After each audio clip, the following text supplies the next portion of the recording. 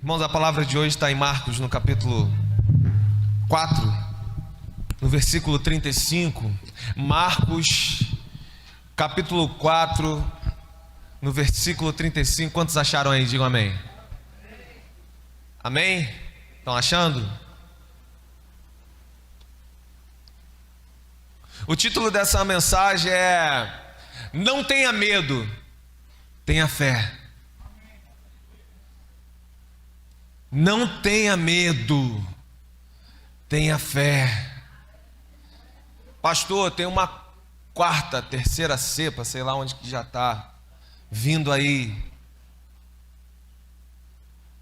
Outros países estão fechando. Será que tudo de novo vai acontecer? Não tenha medo, tenha fé. Será que o meu comércio fecha? Será que essa doença chega na minha casa? Será que agora sou eu quem vou morrer? Alguém da minha família? Não tenha medo, tenha fé. É o título dessa mensagem. Amém? Quantos acharam aí?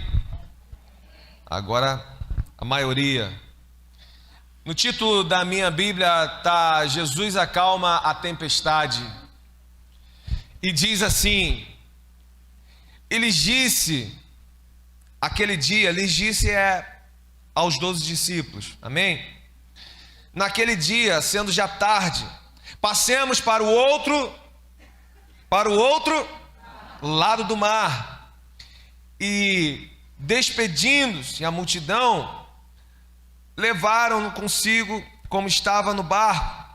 E havia também com ele outros barquinhos, e se levantou uma grande tempestade de vento, que jogava as ondas sobre o barco, de tal maneira que já se enchia de águas.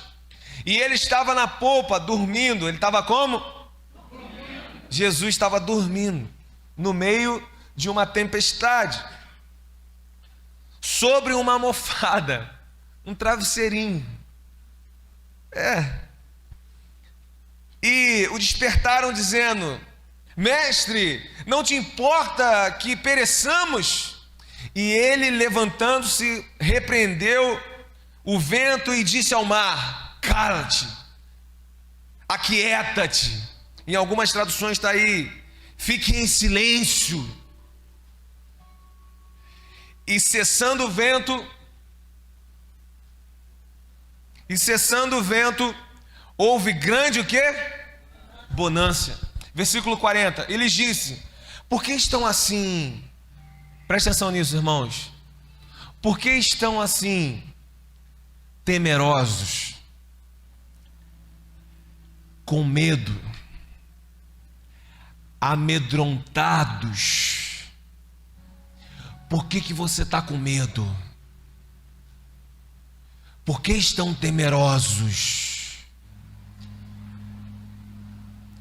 Não tendes ainda fé? Ou nessa versão que está para vocês: como não tendes fé? E temeram com grande temor, e diziam uns aos outros: quem é esse que até o vento e o mar lhe obedecem? Você pode curvar suas cabeças? Senhor, nós te louvamos, Pai, nós te bendizemos por esse tempo, por esse momento, por esse tempo de culto, por esse tempo onde a Tua palavra, Pai, vem ativar, Pai, aquilo que o Senhor deseja dentro de nós. Que a Tua palavra vem confrontar, que a Tua palavra vem consolar, que a Tua palavra vem direcionar. Nós te agradecemos, Pai, por essa palavra que vem nos edificar nessa noite, Pai. E nós repreendemos aqui, Pai, toda dispersão de mente, Pai. Tudo que vem ao contrário, Pai. Tudo que vem, Pai, das trevas para, Senhor, atrapalhar os nossos pensamentos e entendimentos no nosso coração, seja repreendido, caia por terra, em nome de Jesus. Nós declaramos aqui, Pai, um tempo de céu aberto, Pai, um tempo de clareza da Tua palavra nas nossas mentes, em nome de Jesus, para honra, louvor, glória do Teu santo e poderoso nome. E a igreja diz: amém, amém. Não tenha medo, tenha fé. As tempestades da vida, elas são inevitáveis. Diz aí para alguém que está do seu lado: as tempestades são inevitáveis. Acontece com o crente, acontece com o não crente. São inevitáveis. Qualquer momento acontece. Doutores, analfabetos. Como diz um amigo meu lá de Cabo Frio, um jogador de futebol, jogador do Botafogo, Alex Gol. Depois eu vou mandar esse vídeo para ele. Ele tem uma frase muito conhecida no meio de jogadores, lançou até uma marca com isso de boné. Ele fala assim: a vida não é um morango ao leite. Não é fácil. Morango ao leite é gostoso, né? Alguns que gostam. Não, né? Não é fácil, não é docinho. Não é docinho, não é sempre tudo tão bom. Não é assim? A vida às vezes é dura. Nós vamos passar pelos mares revoltados da vida, é verdade. Como esse tempo aí que nós passamos de pandemia e que insiste em voltar, é verdade. Mares tremendo. Quantas pessoas, irmãos, nesse tempo perderam gente tão queridas? Quantas pessoas de bem, crentes, pastores, faleceram? Quantas pessoas faliram, fecharam seus comércios? Nesse tempo de pandemia, as tempestades que são inevitáveis, todos nós fomos atingidos, irmãos, se não de uma forma, de outra. A verdade é essa: todos somos atingidos. O sol nasce para os justos, para todos. É isso que acontece. Morreram famosos, como Paulo Gustavo aí, que virou até nome de rua em Niterói. Morreram pessoas anônimas que ninguém conheceu, que foram enterrados como indigentes. Não é verdade? Morreram cientistas. Porque essas tempestades, elas são inevitáveis, irmãos, e vão chegar a qualquer um. E elas também são imprevisíveis. Se atente a isso. As tempestades também são imprevisíveis. Tem alguém que entrou no nosso canal aí, que benção, hein? Já se inscreve, tá? Não sei quem é, mas já se inscreve lá. E tem uma parte ali que é só com as mensagens, não é o culto inteiro. Então isso você pode mandar para alguém da sua família, pode mandar no grupo de WhatsApp. Tem lá as playlists que são só esse tempo aqui de mensagem. Amém? Isso aí, meu irmão. Se fosse outro canal, eu já ia repreender. Mas como é o nosso, eu escutei daqui a minha voz. Imprevisível, olha só o que a gente está falando. Imprevisível, é imprevisível. Eu estou pregando aqui e eu escutei a mesma voz que eu, falando alto, a mesma coisa que eu estou falando agora. Imprevisível, quem ia saber que isso ia acontecer no culto de hoje? Assim como isso aconteceu aqui agora, as tempestades também que chegam e nos alcançam, elas são imprevisíveis. Irmãos, nós sentimos uma dorzinha aqui, vamos no médico, fazemos um exame de rotina e o médico fala: olha, é câncer. Que isso? Eu não estou emagrecendo, eu estou bem, não é uma dor nem tão forte assim. É câncer. E vou te dizer que está avançado. Imprevisível. As tempestades chegam até mim, até você dessa forma. Aquele filho que nós criamos nos princípios do Senhor, com tanto amor, com tanto zelo, com tanto carinho. Aquele filho que nós olhamos assim e fazemos planos da pessoa no Senhor que ele vai ser ou que ela vai ser. E ele cresce, ou ela cresce, e se rebela. E diz: eu não quero. E vai para a rua, e sai de casa, e vai para as drogas, para as bebidas, vai para a prostituição. Imprevisível. Como que isso chegou assim tão de repente? Como que isso aconteceu? Aquele casamento sólido que diante de um erro Um casamento sólido, diante de um erro, tudo se perde. Uma aliança é quebrada. Mas eu era tão fiel. Imprevisível essa tempestade. De repente, eu não esperava, pastor, não esperava. O mar da Galileia, que nós estamos falando aqui, a maioria de nós sabemos, é um lago. Quantos sabem disso? Não é um mar, como nós vemos aqui. Eu sou de Cabo Frio, né, gente? Eu estou acostumado a falar de mar, eu falo aqui. Mas aqui pertinho tem mar, não tem? Mais perto é onde? Maricá, Niterói? Maricá?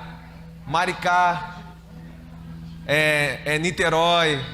Tem mar aqui perto. Não é como esse mar. Amém?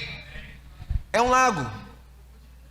Quando a gente fala desse mar da Galileia, é um lago. E ele é cercado por montanhas. Tem 21 quilômetros de comprimento, tem 12 de largura. Ele tem 220 metros abaixo do nível do mar Mediterrâneo. Amém?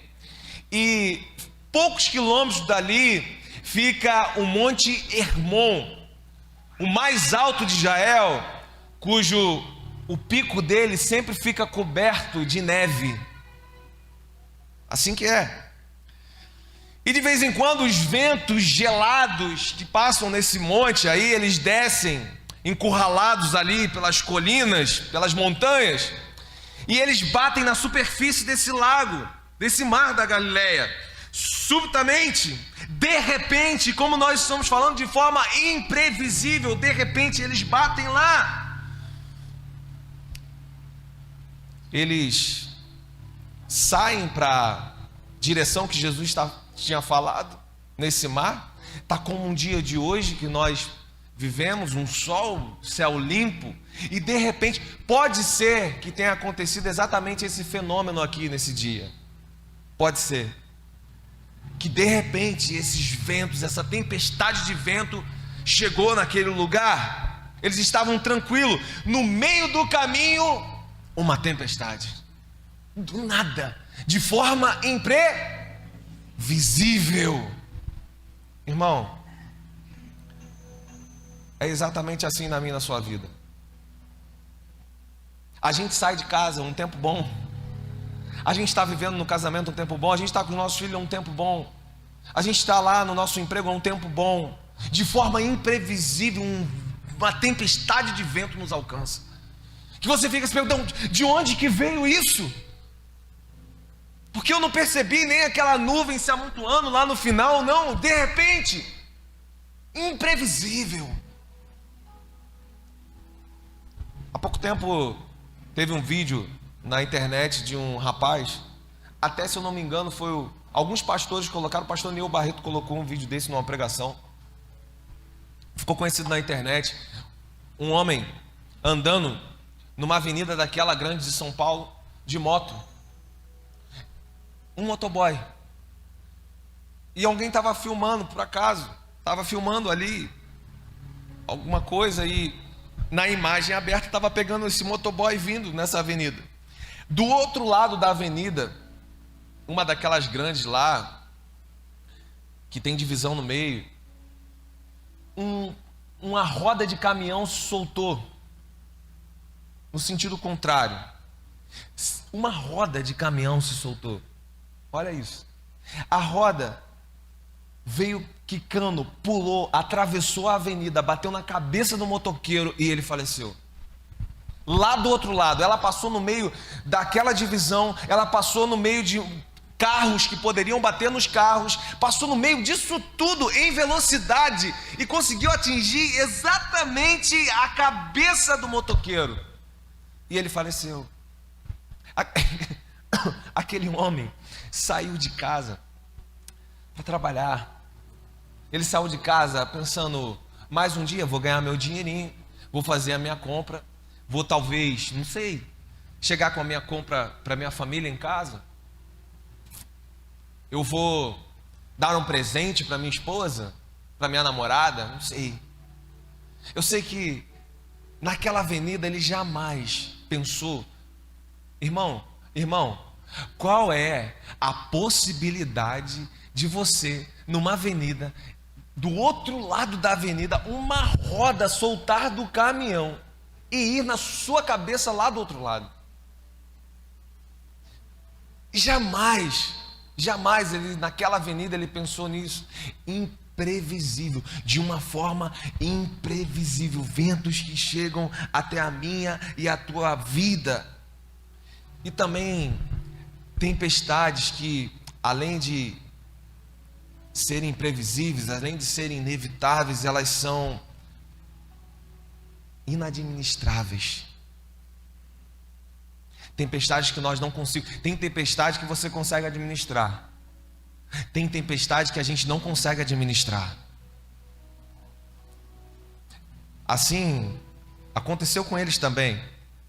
Aqui, nessa palavra, tinha profissionais da pesca. Tinha pessoas que estavam acostumadas com os mares revoltos. Tinham pessoas aqui que já tinham passado por experiências assim. Tinham pessoas que naquela hora ali, certamente eles pensaram, não, nós vamos fazer isso e vamos sair dessa tempestade, amém?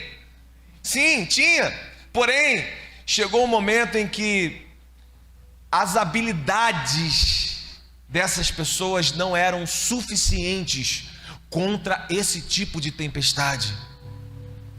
Tem tempestade que nós enfrentamos que as nossas habilidades que nos ajudaram até mesmo em outras tempestades, até mesmo em outras dificuldades, elas não vão ser suficientes para esse tipo de tempestade que nós estamos enfrentando. Elas são inadministráveis. Nós não conseguimos, nem na força do nosso maior talento, qual que Deus nos deu, conseguimos administrá-las, amém?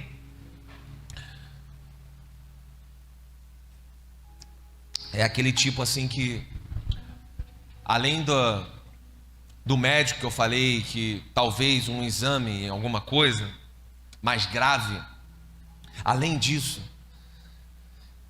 é aquela parte que talvez já um pouquinho mais profundo, e o médico diz assim: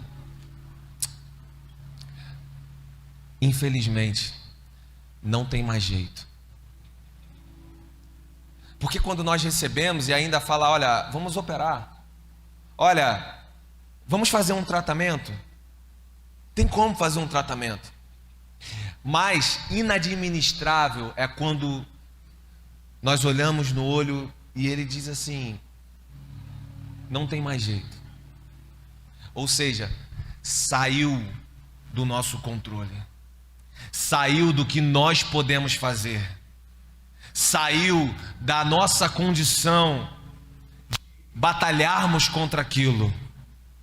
É inadministrável esse vento que me alcançou. Porém, tempestades com Jesus no barco, grave isso, irmãos, tempestades de ventos fortes com Jesus no barco não nos leva a pique, reforça a musculatura da nossa fé.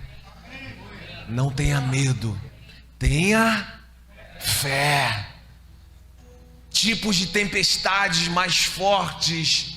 Tem tempestades, irmãos, que são assim inadministráveis, que sim, trazem medo para nós, que sim, nós ficamos inseguros diante delas, mas também são esses tipos de tempestades que vão nos fazer vivenciarmos experiências grandiosas no Senhor. Você não vê como os discípulos falaram? Ei, aqui, nesse momento da história, os discípulos já caminhavam há tempos ou não com Jesus? Os discípulos já tinham visto milagres ou não? Os discípulos já tinham visto muitas parábolas ou não? Sim. Aliás, quando começa aqui, ele diz assim, ele disse aquele dia, sabe que dia era esse? Era o dia que Jesus ficou pregando, ensinando por parábolas o dia inteiro, o dia todo. E esses discípulos estavam com quem?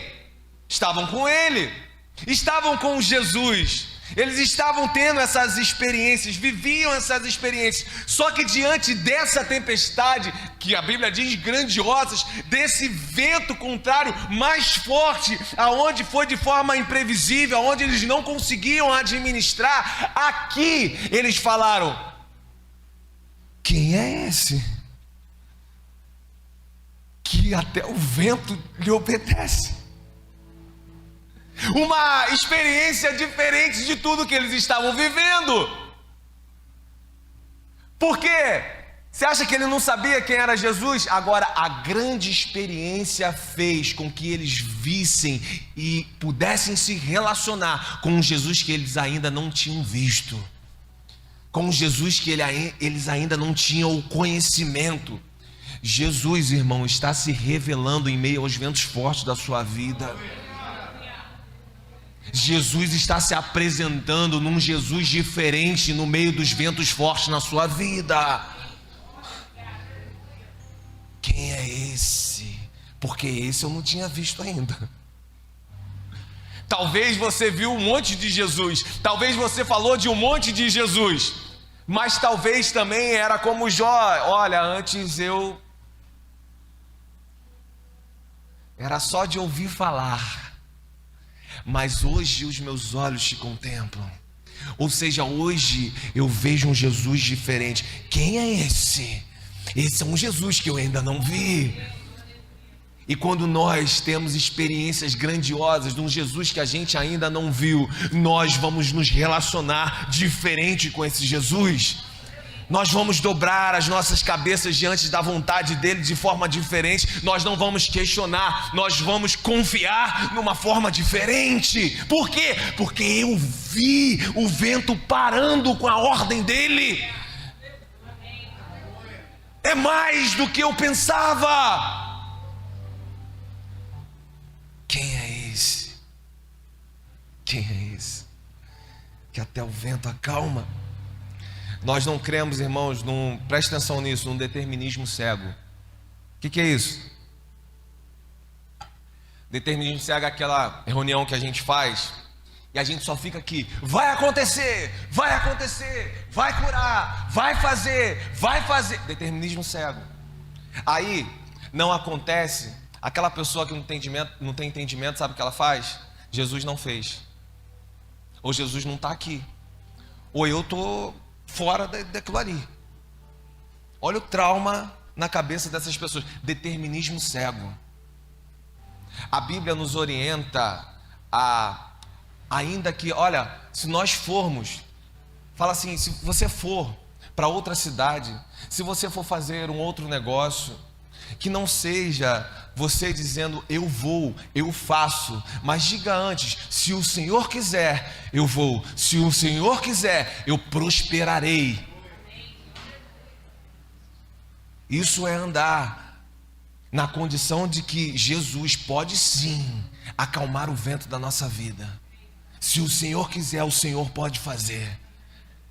Eu apenas creio, eu tenho fé, e não deixo que o medo engula a minha fé. Amém?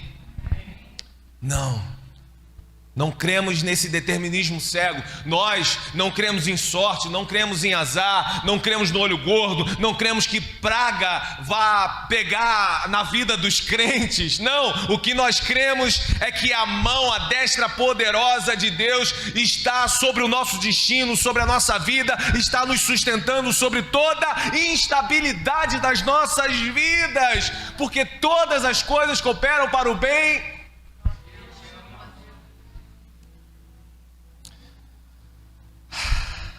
Aqueles que amam a Deus, aqueles que continuam confiando.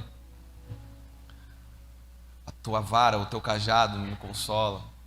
Aleluia. Ainda que eu ande pelo vale da sombra da morte, não temerei mal algum. Por quê? Porque eu sei que o Senhor está comigo. Por isso eu não vou temer. O contexto aqui, versículo 35, nesse mesmo dia que ele fala, e que eu falei aqui, que ele passou o dia pregando, ensinando. Irmãos, eu não sei, tem professor aqui? Tem professor aqui? Tem? Professor? Palestrante? Alguém que se comunica muito com o público? Líderes de célula? Pregadores da palavra? Irmãos, é extremamente desgastante quando você sai de um tempo assim. A sua cabeça sai doendo muito. Fica aquilo latejando. É um cansaço. E Jesus aqui é o Jesus homem. Por que Jesus pega o seu travesseirinho e vai para o fundo do barco? Porque ele está muito cansado. Ele passou o dia inteiro falando. E esse Jesus que acalma a tempestade, aqui também é o Jesus homem, que está morto de cansaço naquele momento. E ele fala para o outro lado, quando ele fala o outro lado, a outra margem, passemos para lá, ele está falando de 14 quilômetros, ou seja, não é uma viagem muito demorada, mas ele está tão cansado que ele vai dormir. No versículo 37, ele diz: grande tempestade nos alcançou. Irmãos, no início aqui, os discípulos, eles até tentam resolver a questão. Eles até tentam resolver o problema. O que está acontecendo? Vamos ver o que está acontecendo. Como eu falei, eram homens que poderiam resolver sim esse problema. E eles tentam na força do braço deles. Amém? Mas só que a Bíblia fala que o barco começa a encher de água, o vento fica mais forte. Eles começam a perder o controle do que está acontecendo. E é nesse momento que eles vão até Jesus. As tempestades que nos alcançam, em todas essas formas que nós falamos, e que nós ficamos tentando resolver na força do nosso braço. Por quê? Porque eu tenho habilidades, eu sei como sair daí. Eu sei dar um jeitinho aqui. Vou tentar eu mesmo. Só que eles viram que tem tipos de tempestades, em que vão sair do nosso controle e do que a força do nosso braço pode fazer. Tem tipos de tempestades que só são resolvidas quando Jesus está no barco. Agora, olha como eles chegam até Jesus. Olha a forma que eles chegam. Mestre, não te importa que perecemos? Isso fala muita coisa. Olha essa conversa que acontece aqui agora. Quando eles falam isso, eu logo transfiro para as minhas tempestades e me lembro que algumas vezes essa foi exatamente a minha pergunta. Você não se importa com o que está acontecendo? Você não está vendo o que está acontecendo? Não é possível, você não vai fazer nada diante do que está acontecendo. Você não está vendo a minha angústia, você não está vendo a minha dor. Você não consegue enxergar o sofrimento, não está vendo?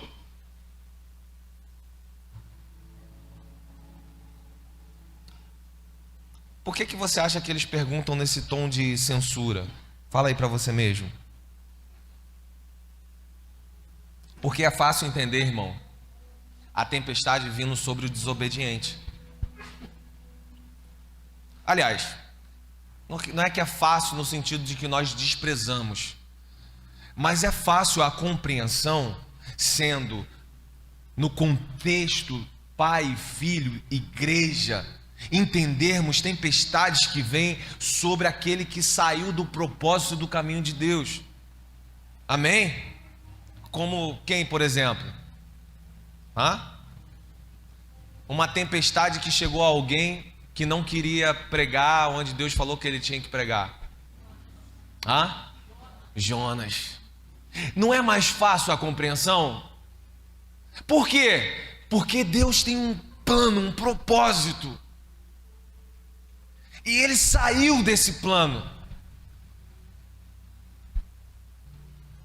Sair do plano de Deus. Alguns chamam de desviar. Eu não gosto muito dos termos, mas sair do plano dele, sair do objetivo dele, se afastar daquilo que ele planejou, é um endereço certo de tempestade, irmão. É um endereço certo da tempestade. Por quê? Porque ele é cruel? Porque se eu não fizer a vontade dele, então é isso que ele manda para mim? Não, é porque ele te ama tanto, te ama tanto, tanto, que ele não vai permitir com que você morra sem a presença dele. Ele não vai permitir que você ande num trajeto de morte. E se for preciso, ele vai mover céus e terras para te fazer enxergar novamente o caminho do propósito.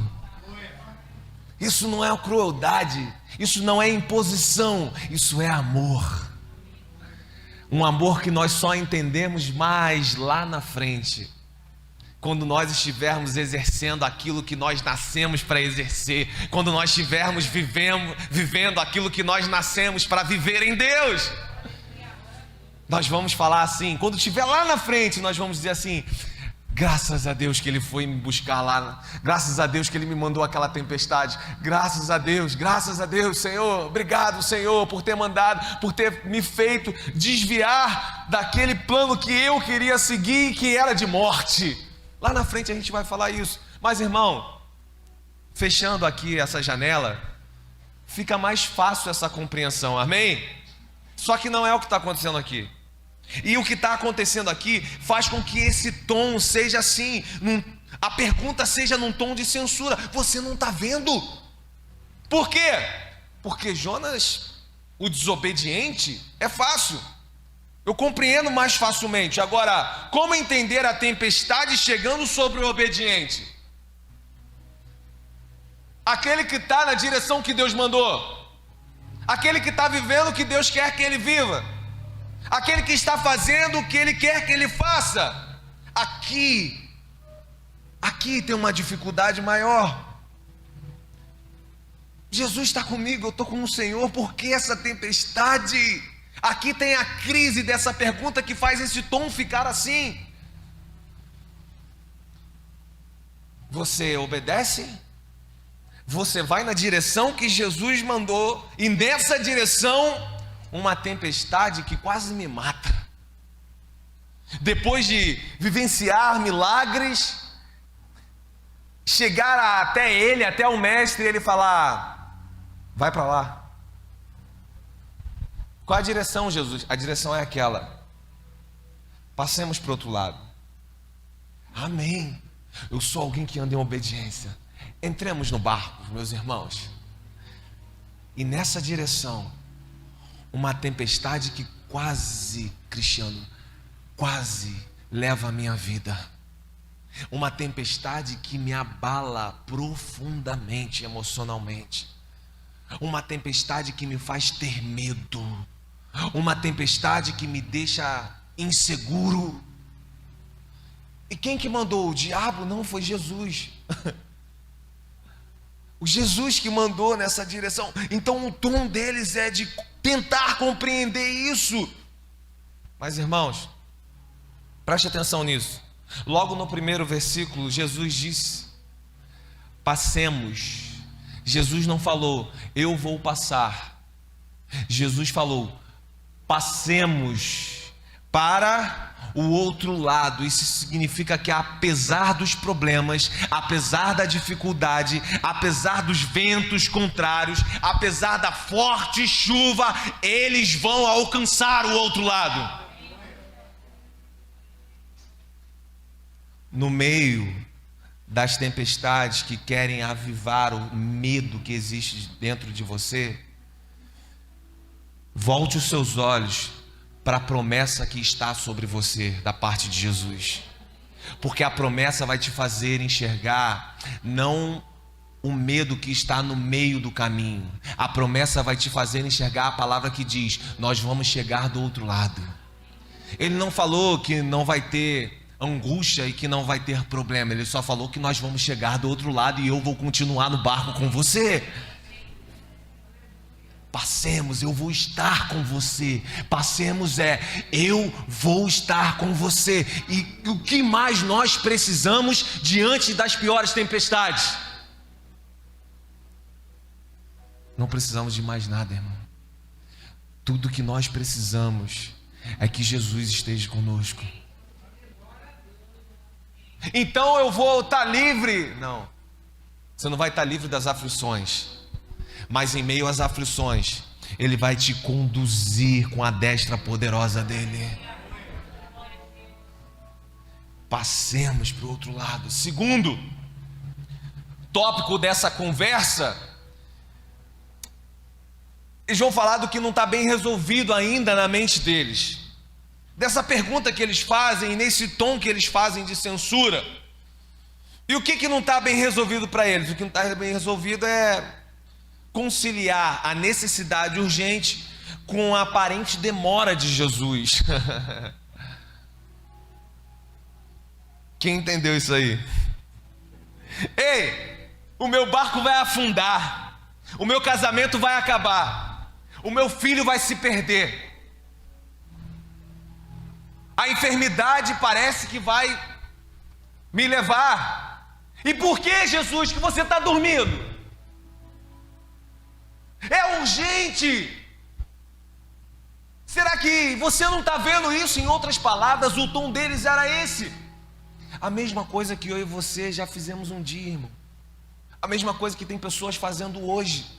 Mas simplesmente porque foi tão forte esse vento, foi tão forte essa tempestade, que o medo dominou o coração. É urgente, Jesus. Então algo que não estava claro para eles era essa demora diante da necessidade dele. Jesus está dormindo. E quem está dormindo, irmão? Quem está dormindo não vai trabalhar em seu favor. Quem está dormindo não vai agir. Por quê? Porque está dormindo, está descansando. Então não vai ter nada da parte daquela pessoa em meu favor. Então eles estão falando da demora de Jesus. Jesus está demorando. Lembra de Marta, o seu irmão Lázaro?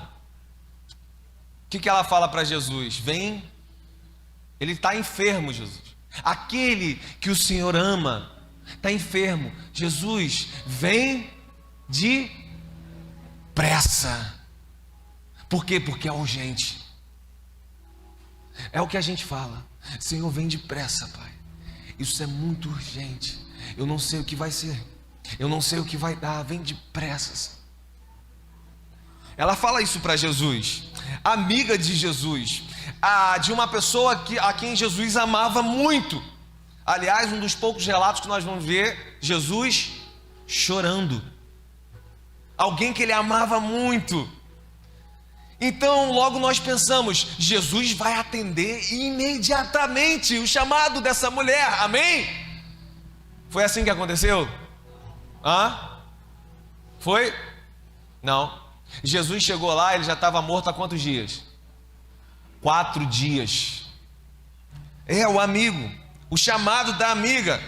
Jesus chega lá, Lázaro está morto, tem 4 dias. E Marta recebe Jesus. Você lembra como que Marta recebe Jesus? Marta recebe, ele não fala paz. Marta não fala bom dia, boa tarde, boa noite. Opa, tem aqui um café preparado para você. Não. Marta, assim, no mesmo tom desses discípulos que nós estamos falando, ela chega diante de Jesus e diz: se você tivesse chegado antes, não teria acontecido. Ou seja, está demorando, você demorou demais. Irmãos, olha aqui para mim. Olha para mim aqui. Jesus nunca chega atrasado. Nunca se atrasa. O Kairos de Deus, o tempo Kairos de Deus é diferente do nosso tempo, do Cronos. Tem coisas acontecendo no Kairos que nós não conseguimos perceber e entender no Cronos. Jesus nunca está indiferente, Jesus nunca está atrasado quanto às tempestades que eu e você enfrentamos. Ele chega no quarto dia, e no quarto dia tem um motivo. Por que, Jefferson? Porque havia uma crença ali entre os rabinos que um morto, ele poderia ser ressuscitado até o terceiro dia. Amém? Aconteceu com outros grandes homens de Deus. Mortos foram ressuscitados até o terceiro dia. Isso era comum a um homem cheio de Deus, a um homem piedoso. Amém? Mas Jesus chega no quarto, e é no quarto que Lázaro é ressuscitado. Tem um motivo aí. Por que, Jeff? Por que só no quarto dia? Por que essa demora? Por que ele demora para fazer? Porque sendo no quarto dia, eles entendiam que só poderia acontecer se Deus fizesse. Reconheceriam que quem estaria ali era o próprio Deus. Não era agora só um homem piedoso ou cheio de Deus, era o próprio Deus fazendo. Tinha um motivo.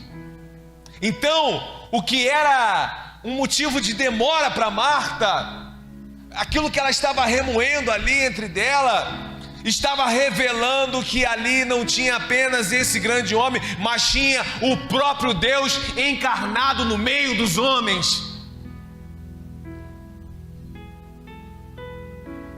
Deus, olha aqui para mim, Ele não está demorando.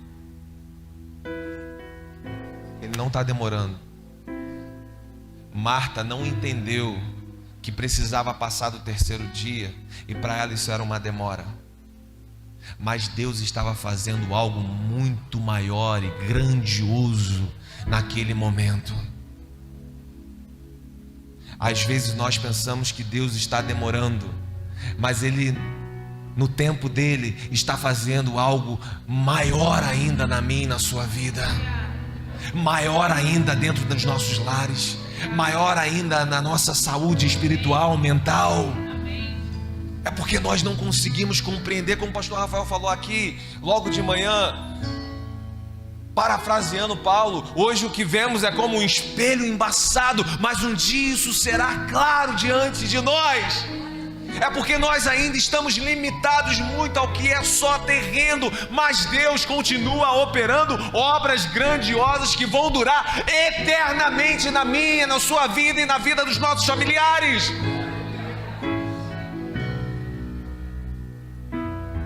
Deus não está demorando, só tem algo maior acontecendo.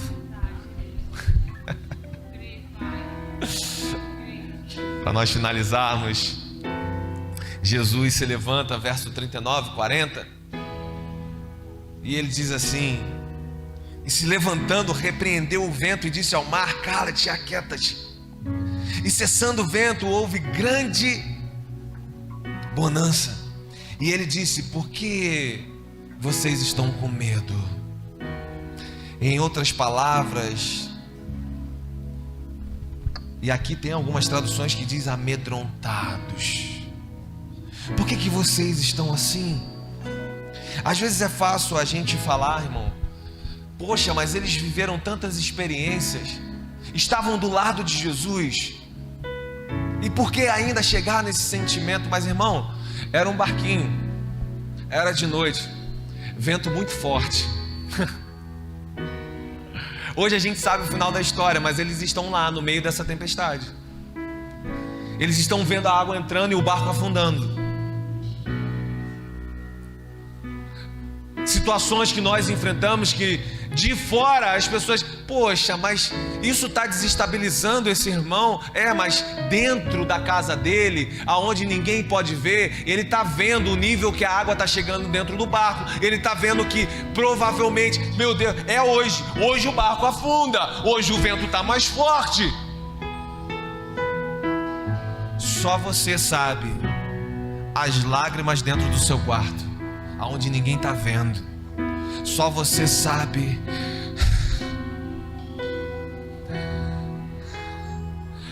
as tempestades que querem sem fazer o medo dominar o seu coração.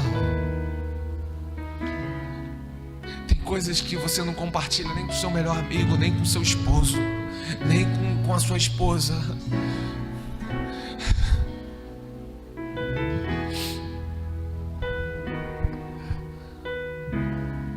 Irmãos, eu fui num cruzeiro, eu e minha esposa. Não era um barquinho não, era o maior navio da MSC, sei lá, daquela marca lá. Era o maior. Vindo de Ubatuba pra cá. Posso falar? Não.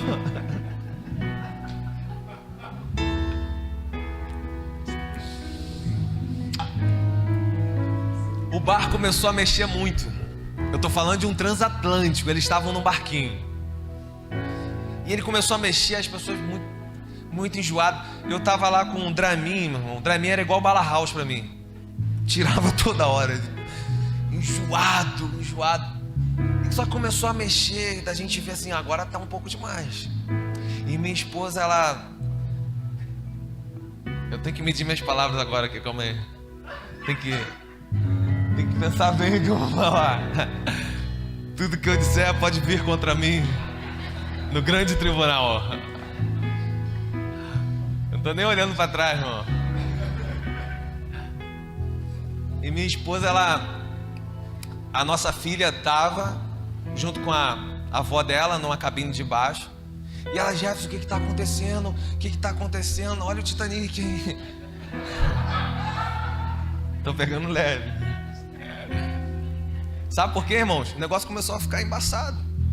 E eu querendo acalmá-la, ela saiu do banheiro, a gente estava dentro da cabine, eu falei, irmão, não tem nada acontecendo, fica tranquilo, isso é assim mesmo, a gente está no meio do mar. É assim, quer ver? Tem câmeras lá fora, porque dentro do, quem já foi aí sabe, dentro do quarto tem as câmeras que mostram o navio.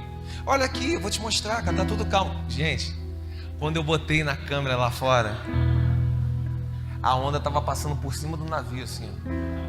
Pá, pá. Eu olhei. Aí eu quis trocar. Você viu? Não, isso aqui é do canal, não sei. E tal. E ali querendo deixar. Não, tá assim. E um desespero. E nesse momento tocou um sinal de alerta. Aquele treinamento que a gente faz antes, se der algo ruim, tocou. Eu já olhei para onde estava o salva-vida. Ou o colete salva-vida. E a luz começou a piscar no navio. Aí eu já estava chamando ela de Rose e ela me chamando de Jack. Quando a luz começou a piscar, claro. Rose. E eu peguei os coletes e tocou a porta. Eu fui lá, o cara falava meio espanhol, meio inglês, e eu desenrolando com ele e tal, e ela apreensiva lá dentro. Quando eu voltei, eu falei, amor, pega tudo. E eu pegando o colete, e tinha um monte de notebook, um monte de coisa nossa dentro do quarto. Ela pegou, irmão, um pedaço de roupa dela, o computador, e saiu arrastando tudo assim, correndo, com coisa na cabeça. Quando ela chegou na esquina, assim, da onde estava o corredor, ainda estava piscando. Eu tava rindo no chão, mas rindo muito no chão. Ela parou, olhou pra mim, o que você tá rindo? Você tá maluco? Eu falei, não tá acontecendo nada não, irmão. É só uma panezinha. Mas já tá tudo... Ele falou que tá tudo bem, tá tudo em segurança. Aqui a gente já tá saindo desse... Era um pedaço lá que tinha essa instabilidade que é normal. Ali, aquele pedaço tem aquilo ali mesmo. E aí acabou a nossa lua de mel. Essa é a história. Porque ela não falou mais comigo todos os dias do cruzeiro. Por que eu falei isso, irmãos? Eu estava num transatlântico e nós morremos de medo naquele momento. Naquele momento, a gente está no meio do oceano. Primeira coisa que eu pensei, tubarão, água gelada, já era. Vamos fazer igual no filme, vamos ficar até o último momento no navio. E a gente lembrou também que no filme só os ricos que tinham o bote. A gente tô lascado. E eu morri de medo. E esses irmãos estavam num barquinho, totalmente compreensível o medo deles. E por que, Jefferson, você fala para nós termos fé ao invés de medo diante dessas circunstâncias a qual você está relatando que você mesmo teve medo? Bom, tem alguns motivos aqui para nós encerrarmos. Primeiro, motivo para você ter fé ao invés de medo tem uma promessa sobre a sua vida. Tem uma promessa que fala que você vai chegar do outro lado. Tem uma promessa que fala que Ele está contigo nesse barco até o outro lado. Sim, tem uma palavra de Deus sobre você. O vento, ele quer fazer você duvidar dessa promessa. O vento forte quer fazer você questionar essa promessa. E quando você questionar, e quando você duvidar, a incredulidade vai entrar no seu coração. E isso é tudo que Satanás quer. Porque o que Deus fala para você é: confie em mim. Porque eu não saio de barco quando a tempestade chega. Pelo contrário, eu sou aquele que acalmo a tempestade.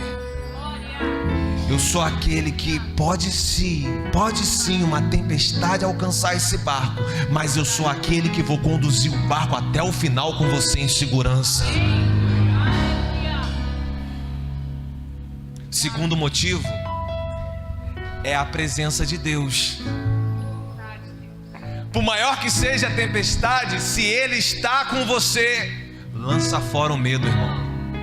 Você tem certeza? Ele está com você, lança fora todo medo. O que Ele deixou em palavra para mim e você, quando Ele vai subir aos céus, Ele diz: eis que estou convosco todos os dias até a consumação do século. A presença dEle é o motivo da fé vencer o medo. Quer mais uma? Por causa da paz de Jesus. Jesus sabia que a tempestade ia chegar, sim ou não? Sim. Sabia. Sim, Ele sabia. E no entanto Ele pega um travesseirinho e vai dormir. Irmão, grave isso aqui. Ter paz não é ausência de tempestade. Grava isso. Essa paz que nós estamos falando, que é um desses motivos. Ter paz não é ausência de tempestade. Paz é ter confiança que Ele está presente, mesmo em meio às tempestades que nós enfrentamos. Isso é ter paz. E quarto, e para finalizarmos, o poder de Jesus. A promessa de Jesus, a presença de Jesus, a paz de Jesus e o poder de Jesus.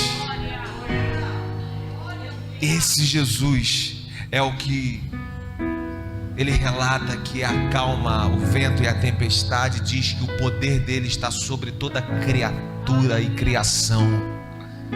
O poder é um motivo para a fé vencer o nosso medo. O poder que está sobre toda a criação. Irmãos, esse poder que acalmou o vento, quando eles chegam do outro lado, que eles desembarcam lá, sabe onde eles desembarcam? A tempestade passou, agora é o tempo de desembarcarmos num paraíso. Bom, eles desembarcam num cemitério à noite. E lá no cemitério, seu Maia, tem um homem nu, correndo, quebrando tudo, e com pedaços de telhas e tijolos se rasgando todo e indo para cima de todo que aparece ali. É isso que vem quando eles desembarcam depois da tempestade. E por incrível que pareça, estão com Jesus. Mesmo com Jesus, é isso que eles encontram lá. lá com os gadarenos, e nós conhecemos essa palavra. Jesus vai até ele e chama, e quando chega diante dele, aquele que está ali diz assim: o que tu tens comigo, Jesus, filho do Altíssimo? Ele está se referindo, o espírito maligno que está sobre aquele homem já sabe quem é Jesus, já conheceu antes que ele falasse, ele já sabe. E Jesus olha para ele e fala assim: sai desse homem, espírito imundo. E ele fala sobre o nome dele, ele diz: o meu nome é Legião. Sabe o que isso quer dizer? Somos muitos, não é um só, somos muitos, é uma força muito grande que está ali. Só que a palavra que foi sobre aquele homem tinha o poder que nós estamos falando de Jesus. E todos aqueles espíritos imundos foram para os porcos, e todos os porcos se jogaram do penhasco e todos morreram. E esse homem aqui agora, pelo poder de Jesus, é liberto, volta para o lugar de origem e é um missionário no lugar de origem. Esse é mais um motivo, o poder de Jesus. Quer mais um sobre o poder? Ele continua aqui falando das curas e milagres. Ele passa agora, ele está lá, ele volta para o outro lado, e quando ele chega do outro lado, tem uma multidão ali esperando. Se ajunta uma multidão com ele, ainda no mar, e chega um oficial da sinagoga chamado Jairo. Nós já falamos dessa história aqui, amém?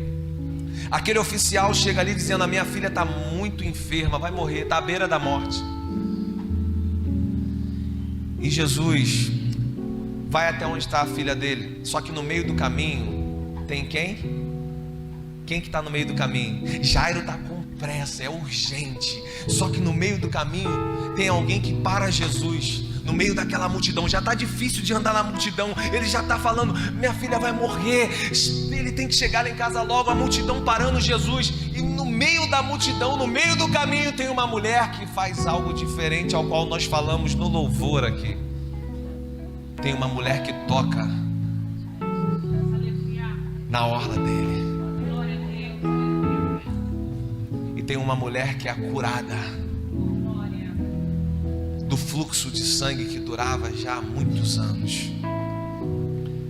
Essa mulher é curada. Isso fala que esse poder de Jesus aqui, que acalma, que está sobre a natureza, sobre a criação, esse poder de Jesus é o mesmo poder que liberta os aprisionados. E esse mesmo poder é o poder que cura os enfermos.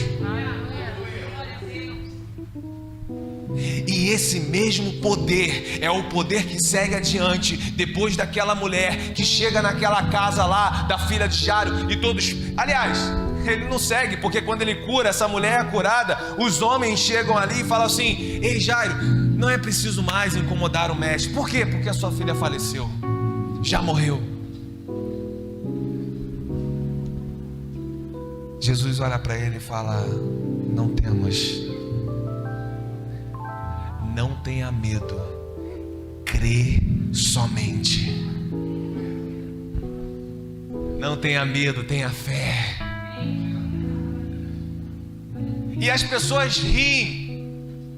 Como assim? Ela já está morta, não dá para fazer mais nada. Ele pega Pedro, Tiago, João, pega as pessoas que estavam ali, chamam os pais da menina: entra aqui no aposento e agora só vamos ficar nós aqui. A menina não morreu, a menina apenas dorme.